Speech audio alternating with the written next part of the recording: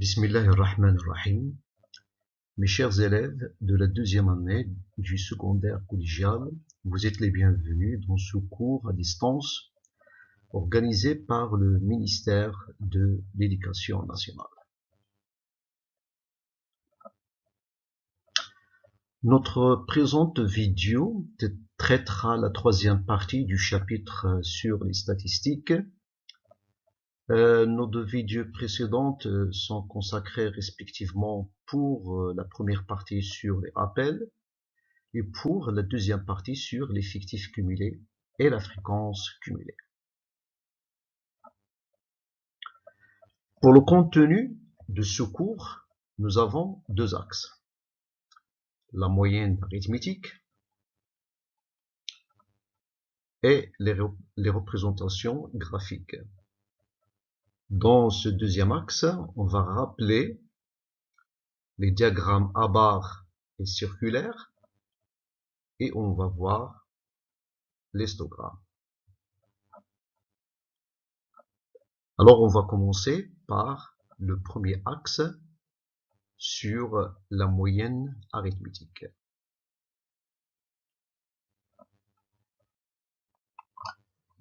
Alors comme définition, la moyenne arithmétique d'une série de données statistiques est égale à la somme de toutes les données divisées par l'effectif total de la série.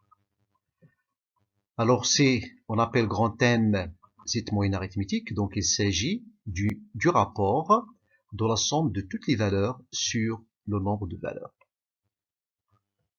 Alors comme propriété, la moyenne arithmétique d'une série statistique à caractère quantitatif est le nombre obtenu en additionnant les produits des valeurs de ces modalités par leur effectif et en divisant le résultat par l'effectif total.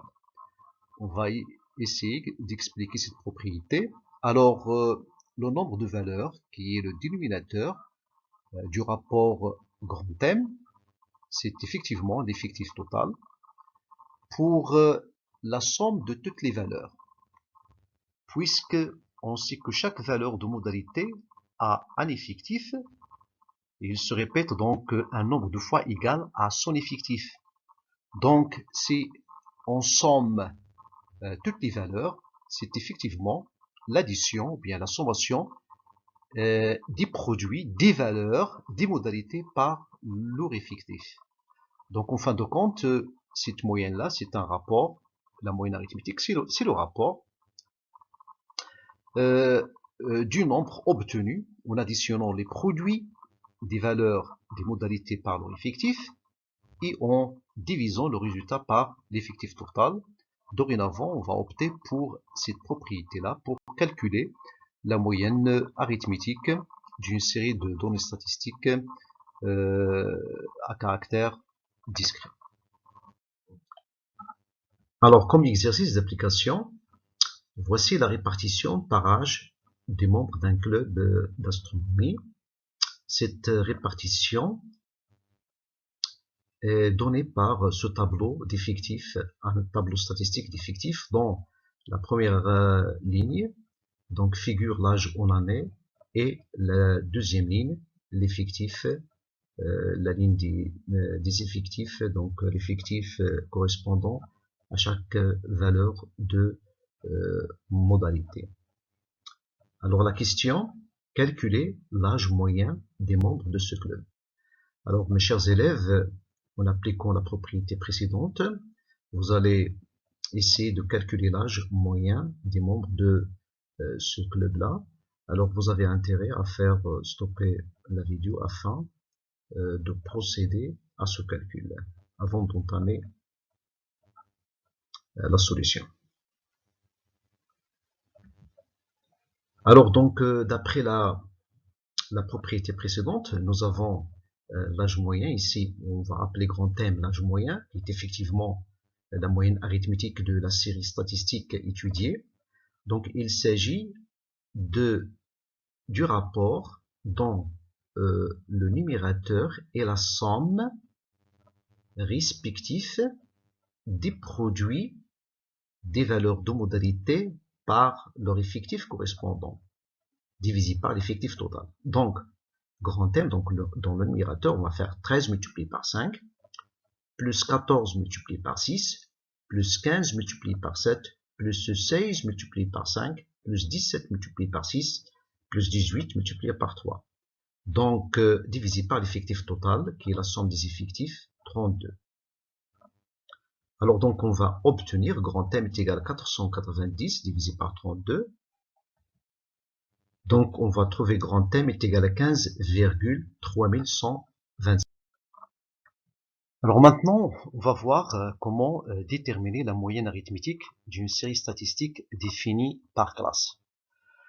Alors, une série statistique définie par classe est une série statistique où les valeurs de modalité sont nombreuses, alors on opte de les ranger dans des classes, dans des ensembles appelés classes. On va voir de quoi il s'agit dans cette activité-là.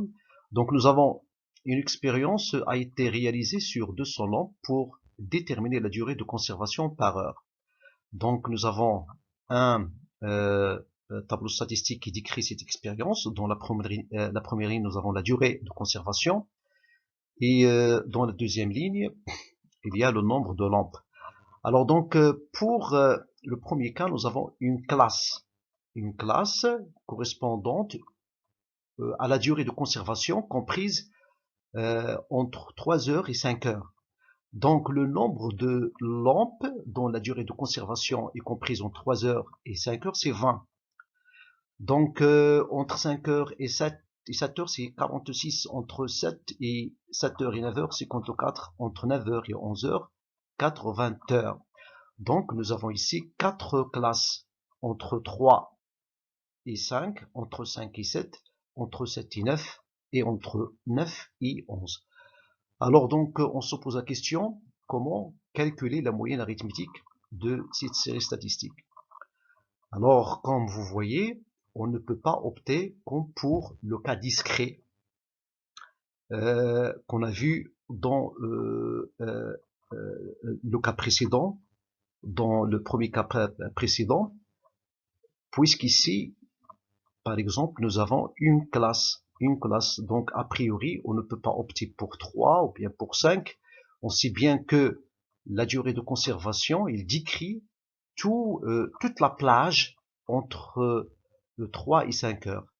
Alors, donc ici, on a pensé à mettre en exergue un nombre qui représente cette classe entre 3 et 5.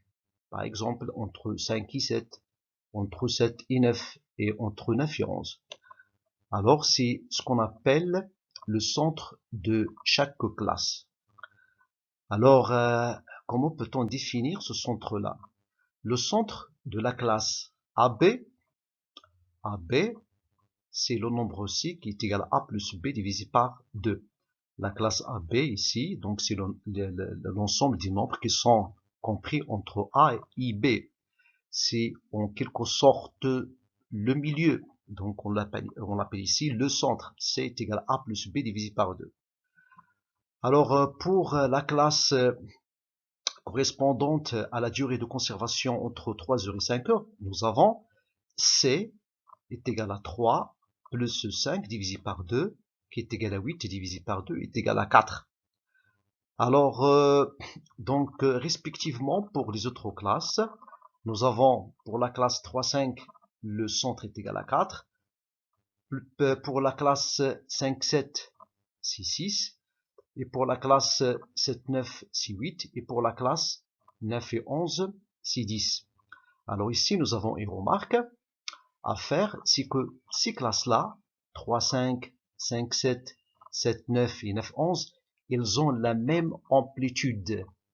L'amplitude, c'est la différence entre la borne supérieure de la classe et la borne inférieure. 5 moins 3 est égal à 2, 7 moins 5 est égal à 2, 9 moins 7 est égal à 2, 11 moins 9 est égal à 2.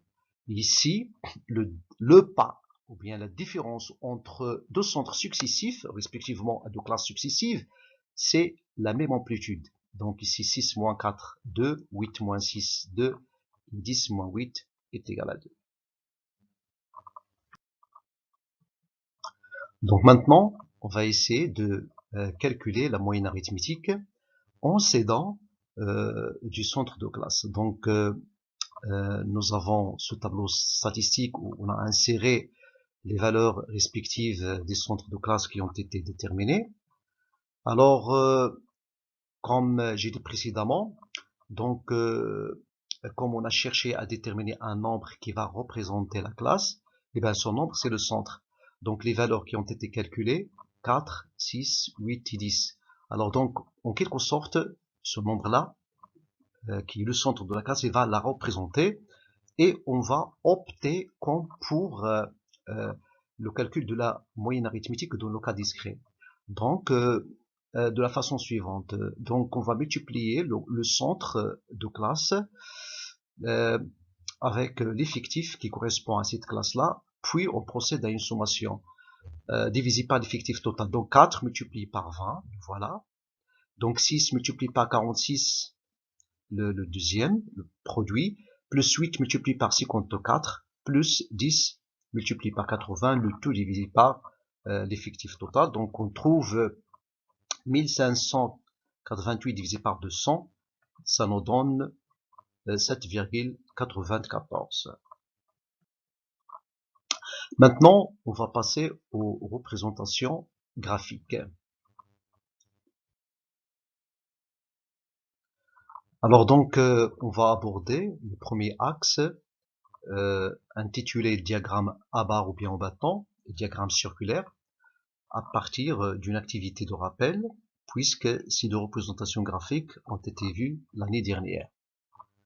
Alors donc voici les notes de 40 élèves dans un examen de mathématiques. La question est de représenter ces données-là avec un diagramme en bâton et un diagramme circulaire.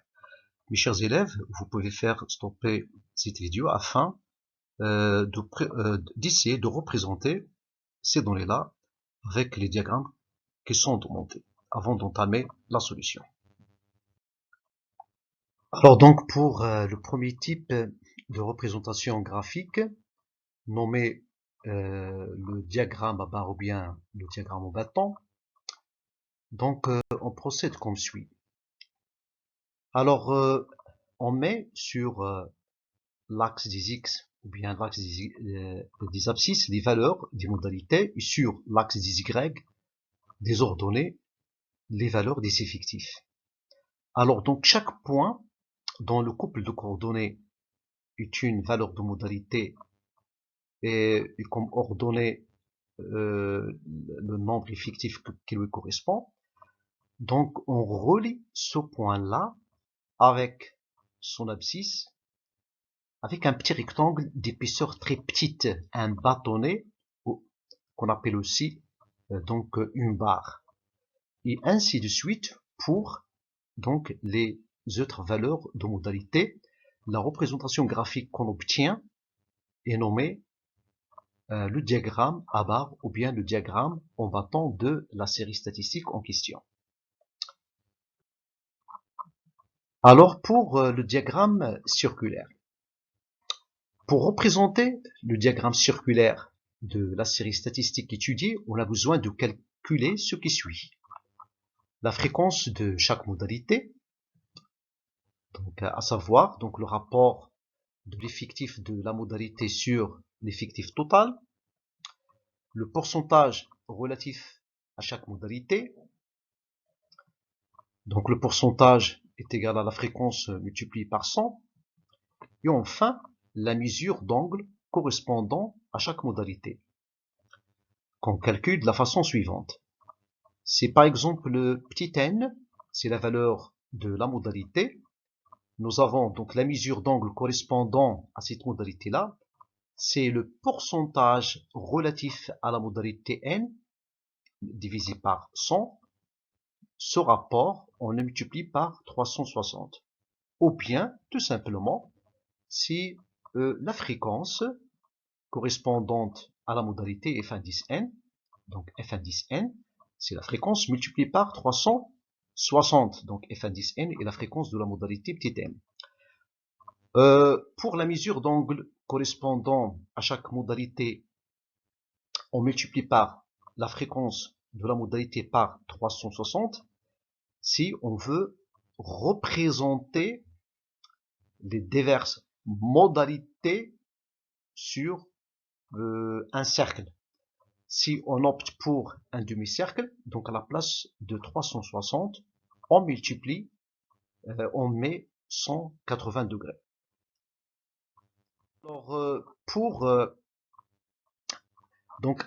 notre cas, en s'aidant du calcul précédent, donc on obtient le tableau suivant des fréquences, pourcentage et mesure des secteurs angulaires relativement aux modalités du caractère étudié.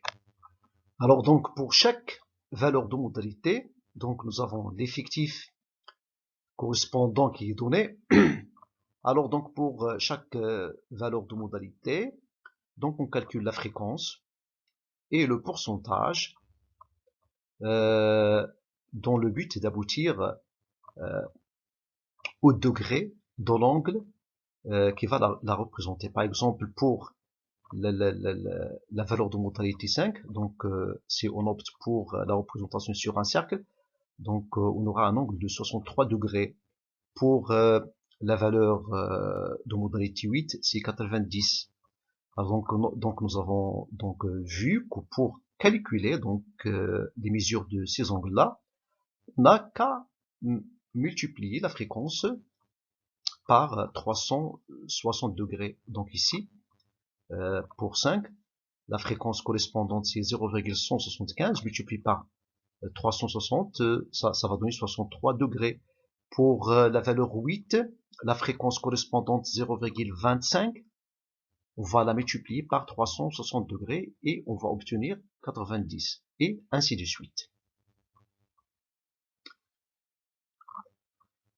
Alors donc, on obtient la représentation graphique appelée diagramme circulaire de la série statistique étudiée comme suit.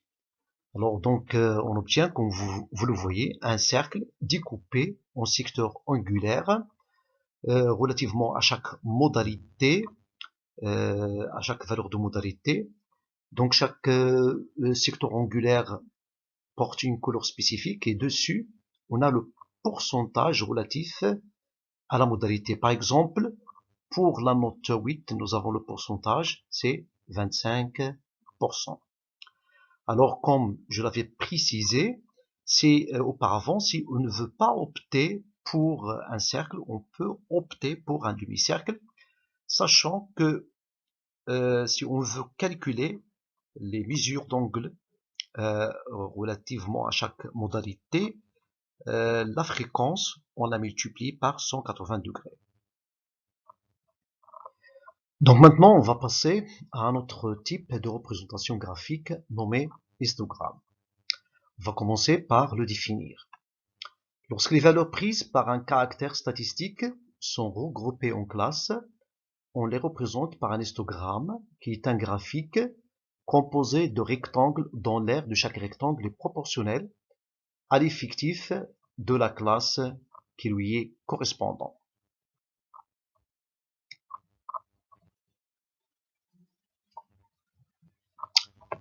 Comme application, donc on va considérer la série statistique suivante dans le tableau statistique des effectifs suivants détermine la distribution, bien la répartition des tailles des enfants d'un club de sport. Donc la population statistique, c'est les enfants d'un club de sport. Le caractère étudié, c'est la taille en centimètres. Donc on dit que c'est un caractère qui est continu. Donc on va opter pour les classes pour ranger les diverses valeurs de taille. Donc par exemple pour les tailles qui sont comprises entre 130 et 140 strictement, nous avons 4 élèves. Donc dans ce club de sport, nous avons 4 élèves dont la taille est comprise entre 130 cm et 140 cm. Alors donc, on va essayer de représenter ces données-là avec un histogramme. Comme donc on l'a préciser les valeurs du caractère étudié, la taille, ils sont regroupés en classes.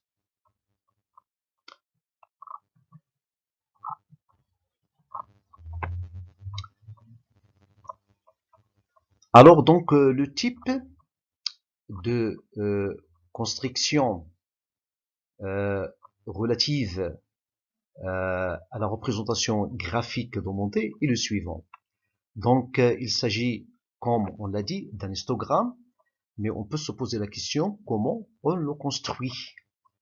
Alors donc on construit cet histogramme-là de la manière suivante. Sur l'axe horizontal, nous avons les tailles. Effectivement, les tailles, ils sont déterminés par des classes.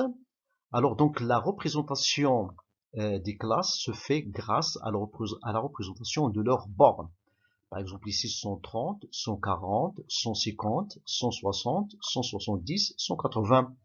Pour la représentation graphique, on peut toujours commencer par représenter la borne inférieure de la première classe à partir de l'origine. Du repère, donc il n'y aura pas de problème. Et sur l'axe vertical, les effectifs.